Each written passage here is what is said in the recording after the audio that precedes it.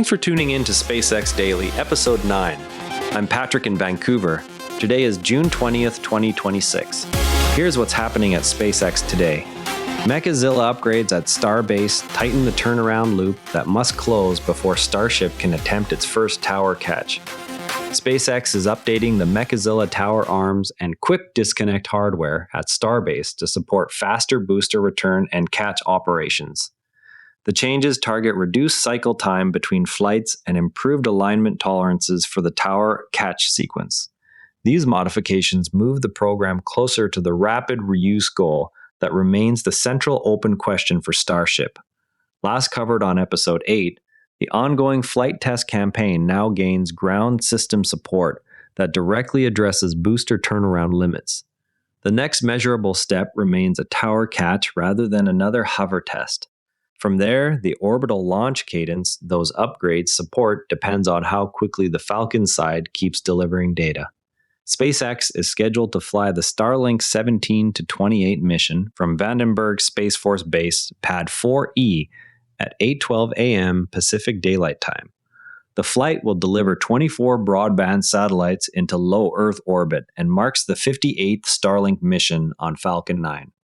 A Falcon 9 carrying 24 Starlink satellites lifted off from Vandenberg on June 19 and was visible along the central California coast. The launch used a previously flown booster, continuing the reuse count climb that remains the key open question for Falcon operations. This cadence directly supports the open question of how high annual launch rate can climb before booster life limits appear. Observers on the Space Coast are tracking the exact timing of the next Vandenberg Starlink flight window after yesterday's successful liftoff. Local spotters posted video of the booster's boost back burn visible from multiple beach vantage points. While Falcon cadence provides near-term data, Starship's next test article takes a different path. A disc-shaped re-entry capsule is slated to fly on Tuesday to test manufacturing processes that could only be performed in orbit. The vehicle is designed to return finished products whose value exceeds the cost of the dedicated launch. Success would open a new revenue path that reduces reliance on terrestrial factories for certain high-value goods.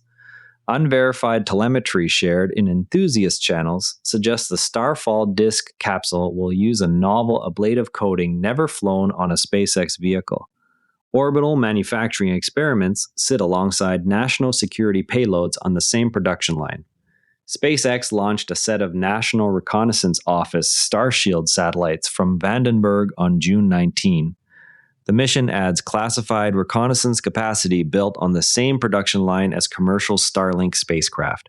This flight further validates the shared manufacturing approach that keeps both commercial and national security constellations moving at high cadence. The June 19 NRO-179 flight originated from the same Vandenberg pad complex used for the subsequent Starlink mission. Starshield satellites share avionics, solar arrays, and propulsion modules with the commercial constellation. Production records indicate the national security variants undergo identical environmental testing before shipment. California launch viewers compiled a map of optimal viewing sites for the Father's Day mission and shared it across multiple forums before sunrise.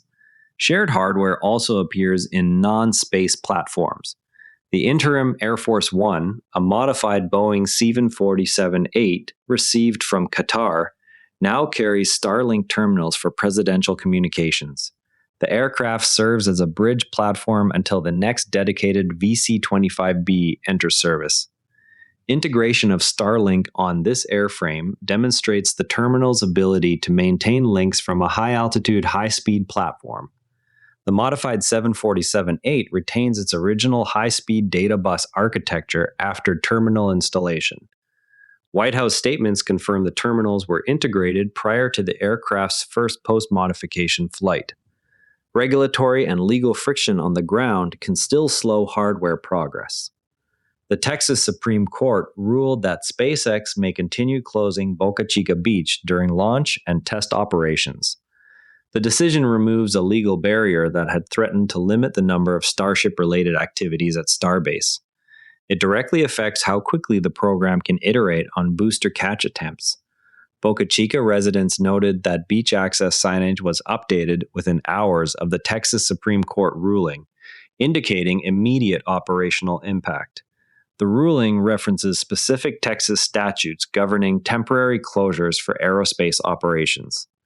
Court documents list launch and test windows as qualifying events under the public safety exception. Capital markets are also moving to fund the same operations. Bankers are preparing documentation for a possible $20 billion bond sale by SpaceX. Proceeds would support ongoing vehicle development and constellation expansion. The filing comes after the June 12 public listing and provides a concrete data point on capital needs outside equity markets. The preliminary prospectus outlines use of proceeds for both Starship flight hardware and Starlink ground segment expansion. While SpaceX iterates, competitors face their own legal hurdles. Worth keeping an eye on, a French launch startup quietly dropped its rocket name over a trademark conflict, illustrating how even small regulatory or legal hurdles can delay new entrants. The episode underscores that intellectual and property friction remains a real gate for any vehicle hoping to reach the launch pad. Resolving the issue would require either rebranding or a licensing agreement before the company can resume marketing its vehicle. The startup had already secured a provisional launch site agreement before the name conflict surfaced. On the AI front, Justice Department lawyers filed to dismiss the NAACP lawsuit against xAI's Memphis data center turbines, arguing the facility supports national security compute priorities. The motion follows earlier statements that link the site to broader Musk ecosystem infrastructure needs. Court filings describe the turbines as providing backup power for classified workloads hosted alongside commercial training clusters. The Memphis site is described in the motion as part of a larger network that includes Starlink backhaul links.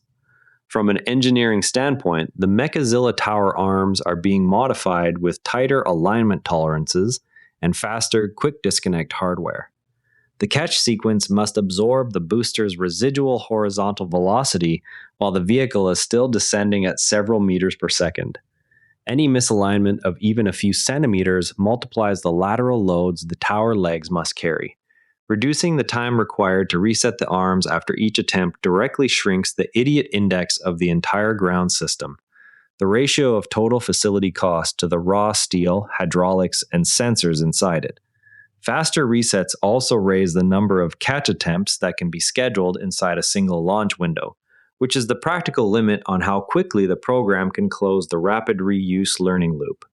If the updated geometry proves reliable, the next measurable milestone will be a successful catch on a flight test rather than a hover or soft landing demonstration. That single data point would collapse the uncertainty around whether tower capture can ever become routine. And a quick market note, SPCX is at $185, down 5.2%. Starbase upgrades and the next Falcon flight keep the engineering cadence moving forward.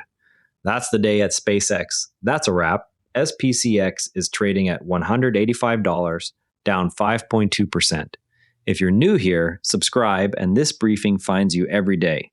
I'm Patrick in Vancouver. Thanks for being here, and I'll see you tomorrow.